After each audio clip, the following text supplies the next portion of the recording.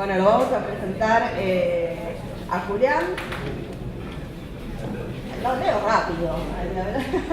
Bueno, Julián Atzak, titular de la Dirección de Acceso a la Justicia de la Procuración General de la Nación, fue prosecretario y secretario letrado de la Defensoría General de La Plata, provincia de Buenos Aires, entre el 2004 y 2008, defensor oficial de niños, niñas y adolescentes de la provincia de Buenos Aires, entre 2008 al 2014. Es magíster en Ciencias Sociales por la Universidad Nacional de La Plata, 2013, y actualmente es docente en la misma casa de estudios. Ha sido profesor de cursos de especialización, cursos de posgrado a distancia en la Asociación Pensamiento Penal, en la Escuela Servicio de Justicia y en la Universidad Nacional del Comahue. Así que también le agradecemos a Julián que pueda estar compartiendo y también el aplauso para iniciar la intervención. Bueno, muchas gracias al Patria, como siempre. Gabriel, muchas gracias, Claudio. Bueno, unas cosas que me dejó Gustavo sonando en la oreja y voy a volver. Quiero ser breve, no solo porque tengo poco tiempo, sino porque quiero desarrollar 2 o 3 conceptos. Mi idea no era venir a hacer un desarrollo académico del concepto de acceso a la justicia, sino desarrollar 2 o 3 conceptos críticos del concepto. Atento que hoy en día, digamos, el concepto de acceso a la justicia aparece en programas, Justicia 2020, aparece en las universidades como el gran concepto dando vuelta. Y me parece que estando aquí en el Patria podemos afinar un poco y desarrollar algo de teoría crítica sobre este concepto liberal, porque el concepto de acceso a la justicia que se estudia en nuestras casas de derecho, en las universidades, en las facultades de derecho, es un concepto liberal, digamos. La burguesía jurídica de mediados del siglo XX, cuando el Estado tenía que ser el Estado de bienestar, y las constituciones y el constitucionalismo de posguerra empezó a plasmar, producto de los movimientos sociales y las conquistas históricas y las luchas de los movimientos, de las minorías, de los trabajadores, sobre todo, empezaron a pujar para que los derechos constitucionales plasmaran el derecho al trabajo, el derecho incluso a la niñez, centralmente, la educación, y se ampliara el Estado. El concepto de acceso a la justicia aparece, porque la burguesía lo introduce. Las constituciones de fines del siglo XIX no dicen nada de acceso a la justicia. La justicia de las constituciones del siglo XIX, Revolución Francesa mediante, Constitución Francesa, Americana, ni siquiera hablan de la tutela judicial amplia o la tutela judicial específica. Garantizan el derecho a la defensa, ¿no? El viejo artículo 18 de la Constitución, intocado de 1853, sería el artículo que venía a plasmar la defensa o la garantía de la defensa, ¿no? Y en eso se ceñía el acceso a la justicia para el constitucionalismo de Alberdi, el constitucionalismo clásico. El imputado tenga un defensor. Eso sería el acceso a la tutela judicial específica en términos del siglo XIX y el acceso a la justicia liberal. Y también con esta vieja idea del liberalismo de que los pobres no necesitan litigar, como dijo Gustavo recién. A los sectores medios el Código Civil y a los pobres el Código Penal. Digo, esta vieja idea de Alfredo Palacios, que bien dijo en el Congreso, a algunos un código y a otros otro código. ¿Para qué van a litigar los pobres? Si con el Código Penal no se litiga, tendrán su defensor oficial de pobres y ausentes y será tutelado su derecho o su acceso a la justicia. Porque para el derecho liberal, de alguna manera, la indigencia, esto es tratado por la doctrina jurídica en general, la indigencia, los marginales, los vagos, los maleantes, los que quedan afuera del sistema, para el liberalismo clásico, es natural que haya gente que queda por fuera del sistema jurídico. ¿Por qué vamos a andar subsidiando a los pobres para que accedan a la justicia? Piensan los liberales del siglo XIX y principios del siglo XX. ¿Para qué les ponemos un defensor oficial y listo, si les ponemos? ¿Qué vamos a andar gastando dinero en beneficio? La figura del beneficio de litigar sin gastos aparece a mediados del siglo XX. las casas de justicia, fines del siglo XX. Digo, la mediación como concepto aparece a partir de la década del 70, 80, de la década de la mano de los organismos financieros de crédito que dicen que el Poder Judicial gasta mucho y hay que hacerlo más chiquito, y aparece la mediación, la conciliación como mecanismo para abaratarle costos al Poder Judicial. En ese sentido, me parece importante que si el eje del tema es el acceso a la justicia, tengamos muy presente que a mediados de la década del 50, la doctrina liberal discute sobre si metemos a los sectores medios o a algunos pobres adentro de los sistemas judiciales a litigar. Los dos autores más importantes de la teoría del acceso a la justicia, que son dos italianos, es un italiano y un inglés, Mauro Capelletti, que es un italiano de la escuela de Bolonia, y Brian Gard, que es un norteamericano, los dos sociólogos del derecho, estudian a mediados del siglo XX en las universidades europeas, en la Universidad de Bolonia, de Firenze, y escriben un libro cuyo tratado se llama El acceso a la justicia como movimiento de acceso a los derechos, y dicen y analizan en estos análisis sociológicos que los pobres de la Italia de mediados del siglo no pasan por la justicia. Solo litigan las clases altas por el sistema civil y, bueno, son encarcelados los pobres por el sistema penal, lo que decía hoy. Es decir, acceder a la justicia siempre los mismos sectores, pero vete aquí que incluso estos sectores que litigan, dicen estos dos autores, se enfrentan a costos altísimos de los procesos son largos, el Poder Judicial te atiende en el centro de la ciudad y no te atiende en los márgenes, las distancias geográficas, los abogados son caros. Es decir, existen, dicen estos autores, y así lo tematizan, obstáculos para acceder a la justicia. Esta es la definición que introducen estos autores que se animan a tematizar la problemática de la llave para acceder a la justicia. Y por primera vez lo tematizan y se enfrentan con los viejos juristas o con los viejos doctrinarios del derecho que no les importaban de que los marginales pasaran por el Poder Judicial o por el servicio de justicia. Se enfrentan con ellos y les dicen: nunca van a acceder a los pobres al sistema de justicia porque todos estos obstáculos económicos, geográficos, de distancia, de tiempo y también de subjetividad y educación legal, porque el gran factor que encuentran y desarrollan estos autores es que el derecho no es conocido por todos, pero es presumido que debe ser conocido por todos, la opacidad del derecho. El derecho conocido por todos, pero la ignorancia ante la ley, es el gran mecanismo que expulsa a los márgenes, a los grandes porciones, a los sectores populares, que por ignorar la ley, por quedar atrapados en la telaraña de la ley, como dice el Martín Fierro, nunca van a acceder, sino quedar atrapados dentro de la justicia. Pero estos doctrinarios, que son mucho más progresistas que los viejos liberales, pero que también son liberales, empiezan a pergeniar desde el procesalismo mecanismos para incluir algunos sectores y abaratarles los costos y ver la manera de que estos sectores, de que los sectores postergados por la justicia ingresen dentro del concepto de acceso a la justicia. Las constituciones de mediados del siglo XX incluyen el concepto de tutela judicial más amplia, ya no la del artículo 18 de la Constitución, sino que los tratados empiezan a incorporar el concepto de la accesibilidad al servicio de justicia. Después aparece el concepto de los vulnerables o vulnerabilidad, las reglas de Brasilia, el concepto de sujetos de derechos específicos, el concepto de niño. Vamos a introducir el concepto de acceso a la justicia de la niñez. Vamos a tematizar este tema. La niñez, en términos de acceso a la justicia, aparece a partir de la Convención de 1989. Antes era un objeto de tutela, era un objeto de protección, por lo tanto, quien debía incorporarse, en todo caso, el problema de la accesibilidad del sujeto era el del tutor, o era del patronato. El objeto pasaba por la justicia, pero no era un sujeto de protección.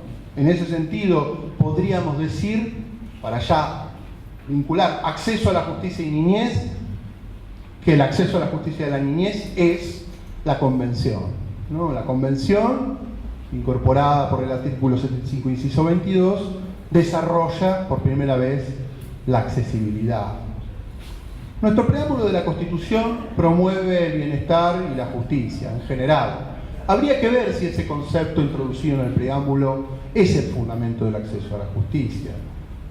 Puede ser. Yo creo que en la Argentina el concepto de ampliación de derechos o la introducción del sistema de bloque constitucional de los tratados del artículo 75, inciso 22, son por primera vez el reconocimiento real del efectivo acceso a la justicia, ya no solo el concepto de acceso a la justicia. En este sentido, repasando un poco a vuelo de pájaro, la discusión es lo que la Constitución o los tratados reconocen y declaman como derechos, ¿tienen soporte sobre la realidad? Si el reconocimiento internacional o el reconocimiento de los derechos humanos en general, por su mera declamación constitucional, implican de por sí la operatividad del concepto de acceso a la justicia o de acceso a los derechos. No. Y acá viene también otra discusión interesante. ¿El acceso a la justicia es solamente acceder a un juez para que resuelva un conflicto? ¿O el acceso a la justicia es la satisfacción de un derecho reconocido por la Constitución, independientemente de que lo resuelva un juez, un órgano administrativo, un tercero, un policía o las propias partes? Esto también es una discusión. ¿Qué es el concepto de acceso a la justicia? Por eso algunos dicen, ojo, diferenciemos. Acceso a la justicia es un concepto amplio, la justicia es un valor, una axiología. La Constitución busca satisfacer y garantizar el acceso a la justicia. Pero ojo, otra cosa es el acceso al poder judicial. No es lo mismo justicia como valor que poder judicial. Ahí tenemos el poder judicial que tenemos. Lo podemos llamar justicia. La cuestión filosófica central es definir el concepto de acceso a la justicia y separarlo de acceso a la jurisdicción. Y separarlo como acceso también a los bienes jurídicos protegidos, el acceso a los derechos. Yo veo, por ejemplo, hoy en día que hay dispositivos de acceso a la justicia, los CAF, los atajos, qué sé yo, las defensorías. Bueno, ojo, son mecanismos de acceso, algunos a los derechos, no todos son mecanismos de acceso a la justicia, propiamente dicha. ¿Sí?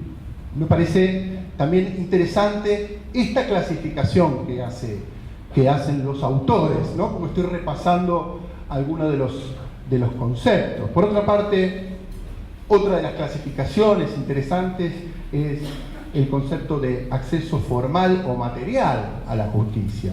Acceder a la justicia en este sentido es acceder a los procedimientos jurídicos que permiten la satisfacción de un derecho a través de un proceso judicial, o se puede resolver un conflicto entre vecinos apelando al concepto de justicia.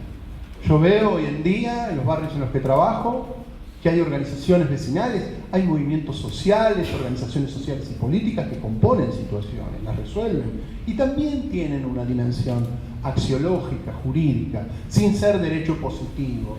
Tampoco todo es el derecho positivo, la norma. La justicia también significa la distribución de las resoluciones. En este sentido, yo veo también que las organizaciones sociales, o muchas organizaciones sociales, hoy en día piensan en mecanismos alternativos de resolver propios conflictos sin apelar a la justicia positiva, a los jueces.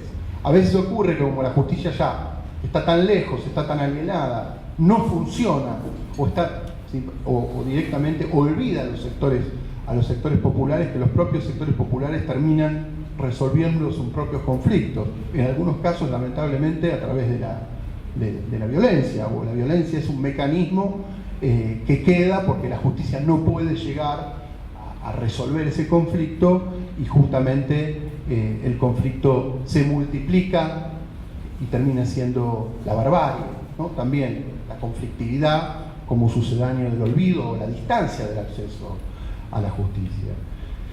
En ese sentido, también me parece importante otra clasificación histórica. ¿El acceso a la justicia es también un trayecto, un procedimiento, o puede ser un mero acto que resuelve un problema? ¿no? Implica necesariamente, como creen los procesalistas, pasar por el proceso civil y todos sus actos hasta llegar a una sentencia que resuelve el conflicto. Esta idea de acceso a la justicia formal como trayecto. O incluso cuando se llega a una sentencia, a veces las sentencias que nosotros leemos no resuelven los conflictos, declaman otros problemas. A veces el acceso a un juez tampoco es garantía de nada. A veces los jueces multiplican los problemas, los niegan, los rechazan. O sea, el mero acceso a la jurisdicción no te garantiza una sentencia eficaz que te resuelva y te devuelve un derecho constitucionalmente reconocido. Esto lo vemos a diario. El acceso a la jurisdicción o al poder judicial tampoco significa la realización material de la justicia o de los derechos humanos reconocidos. Lo más importante, me parece sí tener en claro, y esto lo desarrollan estos autores, que el acceso a la justicia, ya no al poder judicial, es el primer derecho constitucional. Es el derecho más importante de la Constitución, porque es el mecanismo que permite la realización del resto.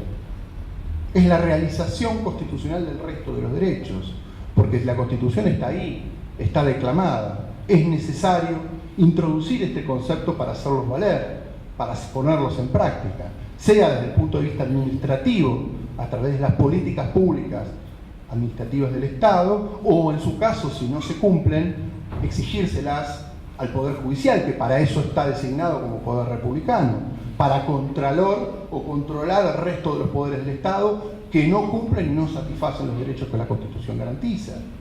En ese sentido, el concepto de accesibilidad es el que pone en movimiento a toda la parte dogmática de la Constitución, a todas las declaraciones y principios y garantías de derechos humanos. En ese sentido, me parece fundamental volver al concepto de acceso a la justicia como la llave de otros derechos. El primer derecho, el acceso a la justicia como el mecanismo hacedor del resto de los derechos constitucionales. No quiero extenderme con la teoría del acceso a la justicia porque es muy en el aire, sino empezar a bajar algunos conceptos. Me voy a meter en la cuestión más de niñez, que es lo que nos trae hoy aquí. Decía que el concepto de niñez es un concepto moderno, es un concepto que viene de la mano de la Convención, y en ese sentido me parece fundamental vincularlo con el concepto de sujeto de derecho. El niño como niño, niña y adolescente como sujeto de derecho que requiere como víctima, como imputado, como testigo, como tercero, acceder a la justicia. En ese sentido, el concepto de acceso a la justicia de la niñez, para reconstruirlo, parte del derecho a ser oído, del artículo 12 de la Convención. Y todo lo que la observación del comité dice, de lo que implica el artículo 12 en términos del derecho a ser oído.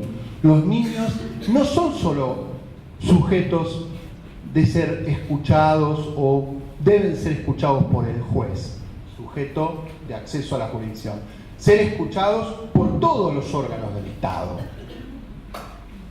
No es solamente el sujeto de acceso a la jurisdicción, el niño escuchado, el niño oído por el juez.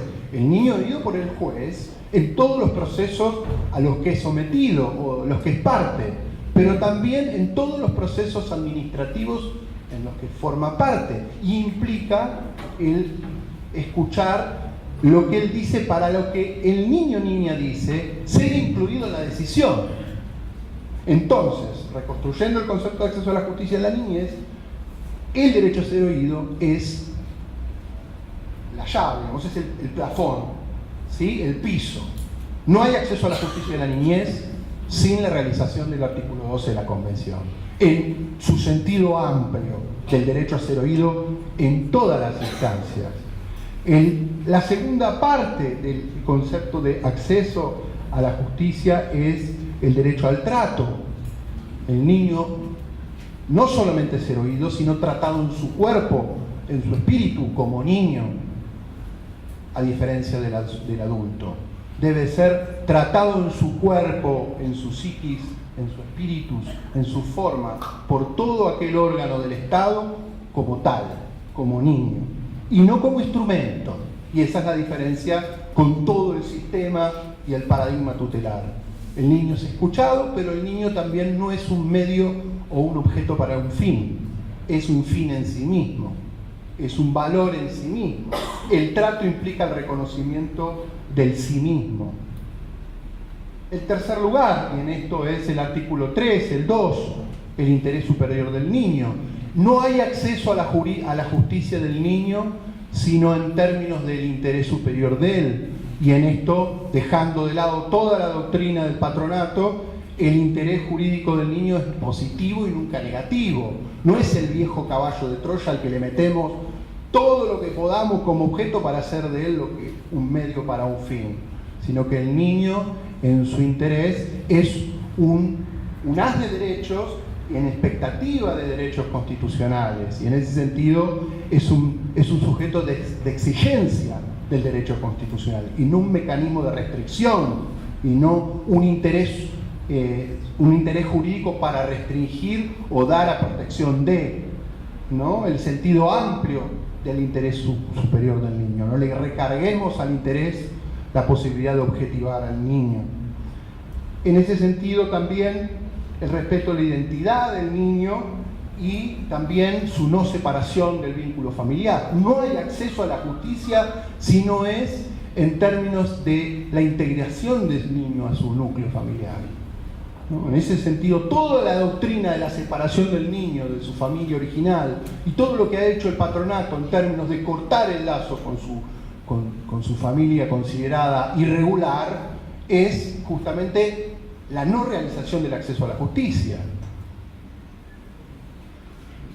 Y en términos del artículo 37 y 40 de la Convención, el niño es un sujeto de derecho frente al sistema penal o al sistema punitivo del Estado. Es decir, y en esto, en términos de acceso a la justicia, es muy importante, el niño vulnerable, el niño ya es vulnerable por el hecho de ser tal, de ser niño, pero si es vulnerable porque es pobre además, o tiene alguna característica, o tiene una discapacidad, o una vulnerabilidad además del hecho de ser niño, implica todas las restricciones que hacen al niño como tal frente al sistema penal. El sistema penal es la última ratio del sistema en términos de accesibilidad. Al niño primero todo el sistema protectorio integral, todas las políticas sociales al niño, y como última posibilidad el sistema de responsabilidad penal juvenil si es que hay una violación a una norma penal. En ese sentido, la Convención es clara en separación tajante entre lo que es el sistema de promoción y protección y el sistema penal juvenil. En ese sentido, el acceso a la justicia de la niñez es acceso al sistema de promoción y protección de derechos, y ahí no es acceso a la jurisdicción, es acceso a la protección de los derechos, y en términos de justicia penal es acceso al sistema de garantías de la niñez, que es el plus de derechos del artículo 37 y 40, donde la prisión preventiva, la privación de la libertad es siempre la última posibilidad, donde el niño debe serle garantizado la defensa integral, no solo la defensa técnica, donde el niño debe atravesar el proceso penal en función pedagógica, asumiendo su responsabilidad, todas las pautas del artículo 37 y 40 conforme la observación 10 del comité. Y esto es un sentido crítico. Ahora sí, y termino. Hoy en día estamos asistiendo a todo lo contrario de lo que dije.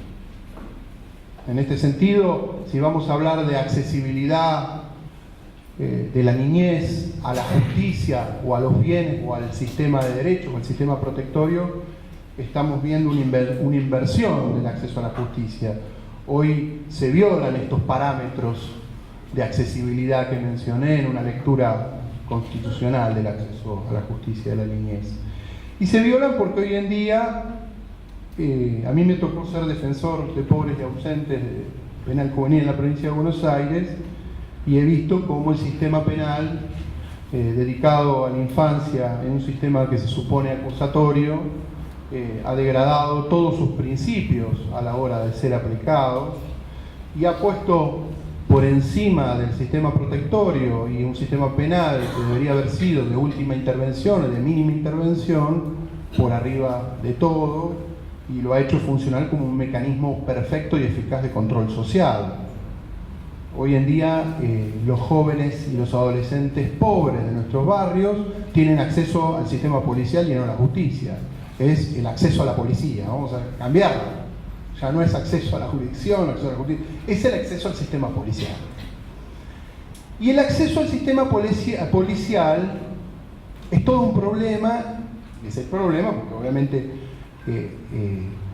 nunca fue pensado el sistema para la accesibilidad de la policía y no la justicia. Hoy, lamentablemente, todos los adolescentes, los niños de la provincia que padecen vulneraciones de sus derechos, acceden vía el sistema policial o vía el sistema penal, no solamente al sistema carcelario, al sistema contravencional, sino que el sistema de justicia penal cree que les puede restituir derechos a través del sistema penal. Y muchos llaman a esto el mecanismo de acceso a la justicia.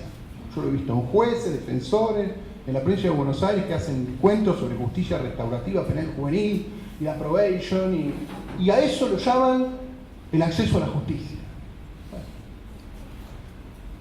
Ahí creo que, y esto era lo que les quería, en realidad, con toda esta introducción dejar, en realidad, digamos, acá lo que hay se ha bastardeado todo el sistema pensado, acusatorio, de mínima intervención, y hoy en día el sistema penal juvenil de la provincia de Buenos Aires se dedica a resolver los problemas que la política social o el sistema de promoción y protección de derechos de infancia de la provincia ya no resuelve porque ni siquiera está para eso.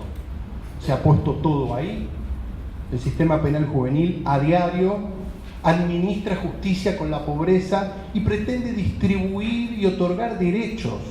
Por ejemplo, otorgando medidas socioeducativas para que el niño, con sanciones disciplinarias mezcladas, para que el niño asista a la escuela, cuando la escuela es un derecho y no una sanción penal que el juez le ordena al niño que termine el secundario. Lo veo acá, Alberto, Silvioni.